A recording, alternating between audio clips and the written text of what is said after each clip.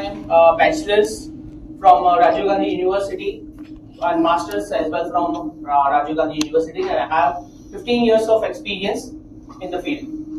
Okay, next slide. Today's topic is corporate postures, awareness and spine health. Same topic as last time, but this time I will be going by pictures. Okay, next slide. Okay, our spinal problems are increasing. હવે કેમ increase થાય છે? કારણ શું છે? તો કે આપણી જે લાઈફસ્ટાઈલ છે એ આપણી સ્પાઇન છે એ મૂવમેન્ટ માટે બનેલી છે. એની જગ્યાએ આપણે ખાલી ફક્ત કાં તો સ્ટેન્ડિંગમાં ઊભા રહીને કામ કરીએ છીએ, કાં તો સિટિંગમાં ઊભા રહીને કામ કરીએ છીએ. સિટિંગમાં બેસીને કમ્પ્યુટર પર બેસીને કામ કરીએ છીએ. Next slide.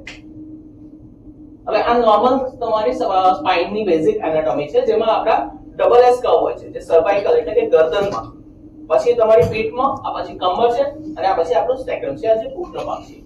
હવે આ ચાર કર્વ તમારા જો પ્રોપરલી કર્વ મેન્ટેન રહે છે તો તમને કોઈ જાતનું બેક પેઇન કે નેક પેઇન થતું નથી. હવે આપણા પોસ્ચર્સ હોય છે કે સિટિંગમાં કે સ્ટેન્ડિંગમાં જ આપણે ઊભા હોઈએ છીએ અને વારે વારે એક સાઈડ લીન થઈને ઊભા રહીએ, તો આ બધામાં તમારું ચેન્જીસ આવે છે અને એ અલ્ટિમેટલી તમને બેક પેઇન અને નેક પેઇન આપે છે. Next slide.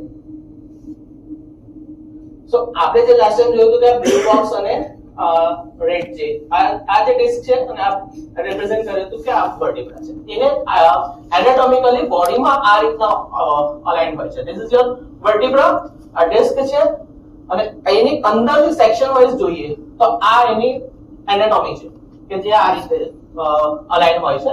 અને જે આપણે જે કહીએ છીએ ઘણી વખત કે ભાઈ ડિસ્ક ખસી ગઈ છે કે ડિસ્ક બલ્જિંગ છે કે ડિસ્ક બહાર આવી ગઈ છે, એ આ સ્ટ્રક્ચર બહાર આવે છે અંદર, અને એ અહીંથી જે નસો જતી હોય છે એને દબાવે છે અને આપણને એક પેઇન ક્રિએટ કરે છે. Next slide.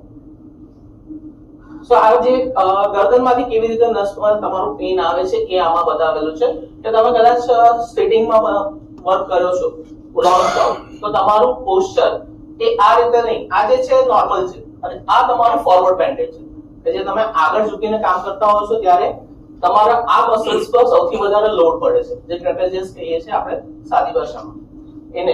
એના પર લોડ આવે છે અને એ તમારી આખા હાથમાં તમારો દુખાવો એ ફેલાવે છે. Next slide.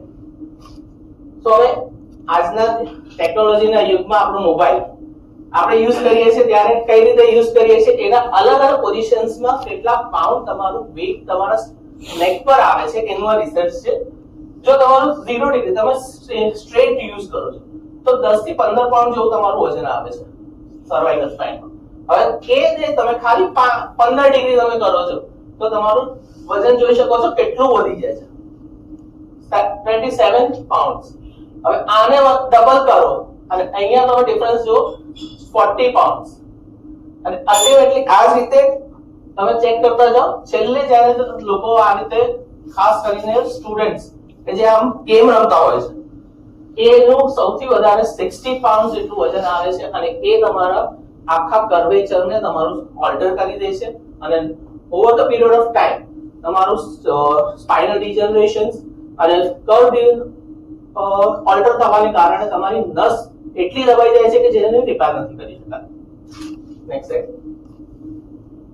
Neutral spine curve. હવે આપણે જે લેપટોપ પર અને કમ્પ્યુટર પર કામ કરીએ છીએ તો એમાં ન્યુટ્રલ સ્પાઇન કેવી રીતે અલાઇન હોવી જોઈએ એનું આઈડિયલ એક્ઝામ્પલ છે. જે પોસિબલ હોય તો આ રીતે તમારે બેસવાનું હોય છે ચેર પર. તમારા ફીટ ફ્લોરને સપોર્ટેડ હોવા જોઈએ, નીઝ તમારા 90 ડિગ્રી ફ્લેક્શનમાં હોવા જોઈએ, હિપ જે તમારો આ ખાપાનો ભાગ છે એ પણ 90 ડિગ્રી ફ્લેક્શનમાં, સ્પાઇન તમારી ડબલ એસ કર્વમાં બંને કર્વ મેન્ટેન અને નેક સ્ટ્રેટ હોવી જોઈએ. તમારી લેપટોપની સ્ક્રીન આઈની લેવલ પર હોવી જોઈએ. આ બધા આઈડિયલ તમારા ક્રાઇટેરિયા છે કે જે મેન્ટેન હોવા જોઈએ, જે જો આપણે પ્રેક્ટિકલી પણ એને ઇમ્પ્લિમેન્ટ કરીએ છીએ તો આપણે નેક પેઇન, બેક પેઇન ખાસું અવોઇડ કરી શકીએ છીએ અને આપણે પેઇન